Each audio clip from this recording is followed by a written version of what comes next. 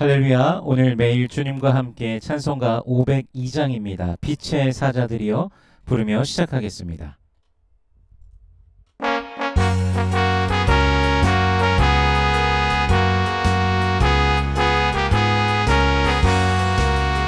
빛의 사자들이여 어서 가서 어둠을 물리치고 주의 진리 모르는 백성에게 복음을 비춰라. 빛의 사자들이여 복음을 비춰라. 주의 맘 밝게 비춰라. 빛의 사자들이여 선한 사역 위하여 힘을 내라. 주와 함께 하시겠네. 주의 크신 사랑을 전파하여 복음의 빛 비춰라.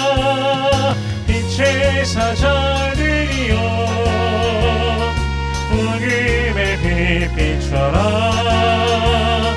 죄로운 맘 밝게 비춰라. 빛의 사자들이여 주님 부탁하신 말 순종하여 이 진리 전파하라. 산을 넘고 물 건너 힘을 다해 복음의 빛 비춰라. 빛의 사자들이여 복음의 빛 비춰라. 죄로운 맘 밝게 비춰라. 빛의 사자들이여 동서남북 어디나 땅끝까지 주님만 의지하고 눈 어두워 못 보는 백성에게 복음의 빛 비춰라. 빛의 사자들이여 복음의 빛 비춰라. 죄로운 맘 밝게 비춰라. 빛의 사자들이여.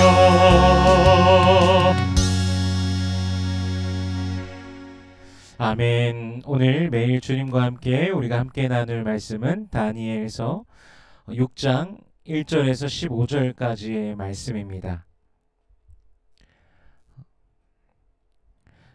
저희가 봉독은 10절에서 15절까지의 말씀을 봉독하겠습니다. 다니엘이 이 조서에 왕의 도장이 찍힌 것을 알고도 자기 집에 돌아가서는 윗방에 올라가 예루살렘으로 향한 창문을 열고 전에 하던 대로 하루 3번씩 무릎을 꿇고 기도하며 그의 하나님께 감사하였더라. 그 무리들이 모여서 다니엘이 자기 하나님 앞에 기도하며 간구하는 것을 발견하고 이에 그들이 나아가서 왕의 금령에 관하여 왕께 아뢰되 왕이여 왕이 이미 금령에 왕의 도장을 찍어서 이제부터 30일 동안에는 누구든지 왕 외에 어떤 신에게나 사람에게 구하면 사자굴에 던져 넣기로 하지 아니하였나이까 하니 왕이 대답하여 이르되 이 일이 확실하니 메대와 바사에 고치지 못하는 규례니라 하는지라. 그들이 왕 앞에서 말하여 이르되 왕이여 사로잡혀 온 유다 자손 중에 다니엘이 왕과 왕의 도장이 찍힌 금령을 존중하지 아니하고 하루 3번씩 기도하나이다 하니 왕이 이 말을 듣고 그로 말미암아 심히 근심하여 다니엘을 구원하려고 마음을 쓰며 그를 건져내려고 힘을 다하다가 해가 질 때에 이르렀더라. 그 무리들이 또 모여 왕에게로 나와서 왕께 말하되 왕이여 메대와 바사의 규례를 아시거니와 왕께서 세우신 금령과 법도는 고치지 못할 것이니이다 하니. 아멘.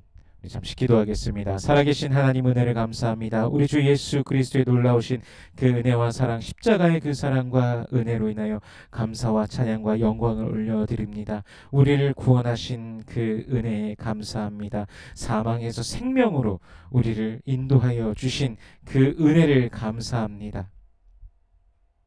하나님의 자녀 삼으시고 하나님 나라의 백성 삼으신 그 은혜에 감사합니다. 오늘도 우리의 삶을 지키시고 보호하고 인도하여 주시니 주님 감사합니다. 주님 홀로 영광 받으소서. 우리 주님께서 날마다 우리의 삶을 모든 삶을 통해 주님 홀로 영광 받아 주시옵소서.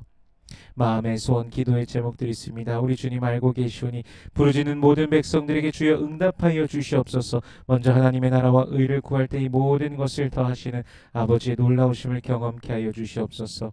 이 시간 말씀을 대합니다. 성령께서 친히 말씀 조명하여 주시사 깨닫게 하시고 아멘으로 화답게 하시며 순종케 하시며 하늘로부터 내리오는 신령한 복을 누리는 모든 주의 백성들 되게 하여 주시옵소서. 감사드리며 예수님 이름으로 기도드립니다. 아멘. 새롭게 제국을 건설한 다리오는 행정 조직을 정비합니다. 고관 120명을 세워서 전국을 통치하게 하고 이제 그 120명의 고관들 위에 총리 3명을 둡니다. 이제 3명의 그 총리 중에 한 사람이 바로 다니엘입니다. 그래서 이 총리들은 고관들이 보고하는 것을 이제 총리들이 들으면서 왕에게 손해가 없도록, 왕에게 피해를 끼치는 일이 없도록, 그래서 이제 나라가 잘 운영되어지도록 하는 그런 또 역할을 맡고 있는 것입니다. 그래서 이제 그 3명의 총리 중에 한 사람이 바로 다니엘이니 국가적으로 상당히 높은 위치에 올라 있는 것입니다. 그런데 다니엘은 다른 총리들이나 그 어떤 고관들보다도 훨씬 더 우수하였습니다. 우리가 전에도 보았지만 다니엘서에서 말씀하고 1장에서 말씀하고 계시더니 그 지혜가 그 누구보다도 더 뛰어난 것이죠. 그 모든 학문과 모든 것을 다 그 서적들을 다 알고 깨달았으니 하나님께서 주신 지혜로 그랬던 것이죠.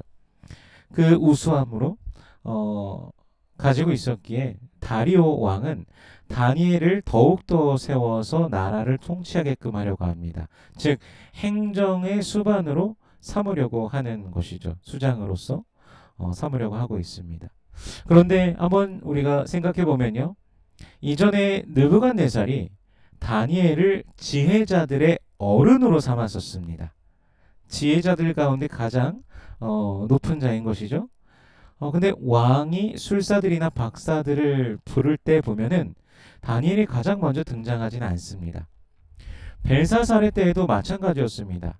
갈대아 사람들이 가득한 그 궁전 그 속에서 멸망한 나라의 한 사람으로 살아간다는 것은 그가 포로였기 때문에 아무리 높은 지위와 또 인정받고 있다고 할지라도 그런 포로로서 그가 와 있다는 것을 모든 사람들이 알기 때문에 상당한 차별이 존재하였던 것을 생각해 볼 수 있습니다.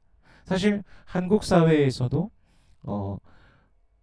동남아시아권에 있는 사람들이 와서 살아가거나 그들을 향하여서 사실 굉장히 차별적인 시각으로 대하는 사람들 상당히 많이 있습니다. 뭐 솔직히 미국에서도 마찬가지이지 않습니까? 유색인종들을 향하여 있는 그 차별이 없다고 할 수 없는 것이 사실입니다. 그런데 훨씬 더 이전 거의 한 2600년 전에 그 시절 그때로 돌아가서 본다면 그 제국의 패권을 잡고 있는 그 나라 그 족속의 사람들이 포로로 잡혀온 자들을 어떤 시선으로 바라보았겠습니까? 상당한 차별이 존재하였던 것이죠. 다리오 왕은 나라를 더욱 굳건하게 세우고자 하여서 그가 가지고 있는 그 재능과 능력을 통하여서 그를 그렇게 세우려고 했던 것이지만 총리들과 고관들은 전혀 그렇지 않았습니다. 오히려 어떻게든 다니엘을 그 자리에서 떨어뜨리려고 하는 것이죠. 그래서 총리들과 고관들의 마음이 하나가 되어서 이 국가를 운영하는 그 국사에 대하여 다니엘을 고발할 근거를 최선을 다해서 찾습니다. 그들의 입장에서는 다니엘이 왕에게 큰 도움이 안 된다는 것을 오히려 해를 입힌다라는 것을 증명하여야만 됩니다. 뭐 다니엘이 무언가를 몰래 빼돌리고 있다라든지 혹은 어디선가 또 자신의 것을 막 채우고 있다라든지 그런 뭐 부를 축적하고 있다든지요. 그런 것들을 증명하여야만 되는 것이죠. 유대에서 온 포로가 자신들의 위에 군림하게 할 수 없었던 것입니다.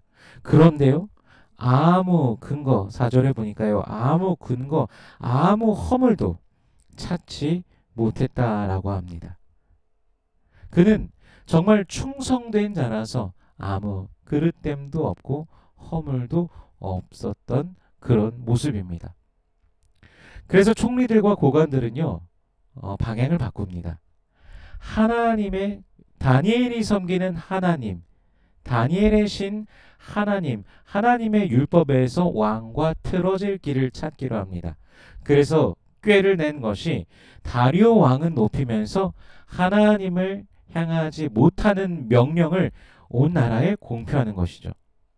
다니엘은 무슨 일이 있어도 하나님을 향할 것이기 때문에 이것으로 다니엘을 함정에 밀어 넣으려고 하는 것입니다. 바로 30일 동안 누구든지 왕 외에 어떤 신에게나 사람에게 무엇을 구하면, 기도하면 사자굴에 던져 넣는 것입니다.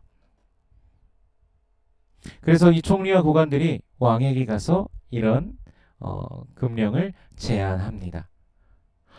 왕권을 국권이 세우고 국가의 조직을 더 다지려고 하는 다리오 입장에 있어서는 사실 상당히 좋은 제안이었습니다. 그래서 왕이 조서에 왕의 도장을 찍고서 이 금령을 내립니다. 전국 각지에 다 선포해서 이제 30일 동안은 누구든지 왕 외에는 어떤 신에게나 사람에게든지 어떤 것도 구할 수 없다라고 하는 것이죠. 근데 다니엘은요, 이것을 알고도 자신의 집으로 가서 윗방으로 하던 대로 다락방으로 올라갑니다. 그리고 예루살렘을 향하여 예루살렘을 향한 그 창문을 활짝 열고서 늘 하던 대로 하루 3번씩 무릎을 꿇고 하나님께 기도합니다. 그리고 감사드립니다. 국가의 규율, 명령이 믿음과 대치하는 상황이 생겼음에도 불구하고 주저하지 않고 믿음대로 하던 대로 그가 행한 것입니다. 과거 조국의 믿음의 선배들은 신사참배하라는 일제의 명령을 거부하였습니다. 하지만 반대로 총회의 결의까지 하면서 신사참배하는 것을 괜찮다고 한 교단도 있습니다. 거부하였던 분들은 형무소에 끌려가 옥에 갇히고 심한 고문을 당하고 어떤 분들은 돌아가시기도 하였습니다. 어느 시대에서든지 믿음을 지키고 살아간 자들도 있지만 세상과 타협한 자들이 있기도 합니다. 이것은 초대 교회 때에서도 사실 마찬가지입니다. 교회를 향한 엄청난 핍박. 예수를 믿는다라는 것이 그 삶을 살아가는 것조차도 너무너무나 힘들게 하는 엄청난 고난을 수반하는 것이었습니다. 그래서 배교하는 자들도 있었던 것이 사실입니다. 근데 오늘 우리가 살아가는 곳에서 기독교를 향한 핍박이 있을까요? 이전과 같은 그 죽음의 문턱을 오가는 핍박은 아니지만 지금 뭐 이곳에서요. 하지만 문화 가치관의 충돌은 분명히 존재합니다.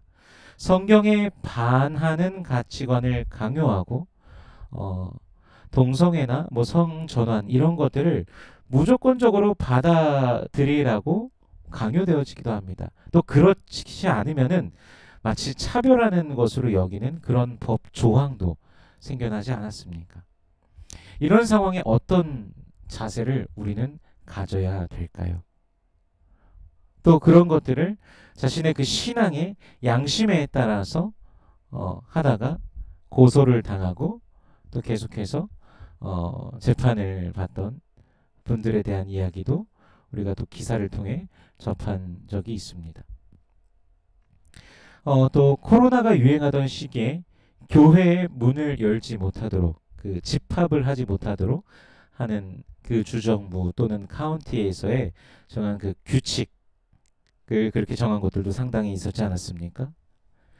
이제 문제는 예배가 계속되어야 되지만 뭐 주정부나 뭐 카운티나 뭐 이런 곳들에서 그렇게 하지 못하도록 하더라도 어쨌든 성도들은 어떻게 예배가 계속될 수 있을까 고민하면서 하나님을 향한 예배를 계속해서 해야 되는 것이죠. 그런데 예배를 드리지 않아도 아무렇지도 않은 사람들도 있다는 것이 사실 가슴 아픈 것입니다.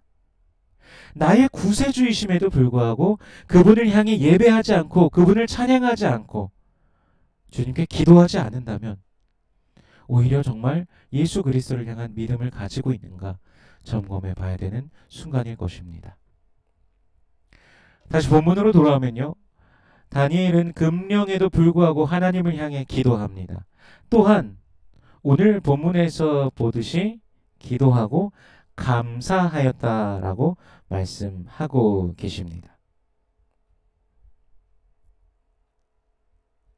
죽음의 위기가 분명히 그 사자굴에 던져진다라는 그 결코 고칠 수 없는 그 금령, 다니엘이 너무도 잘 알고 있지만 그 앞에서 오히려 감사의 기도를 하는 그의 믿음.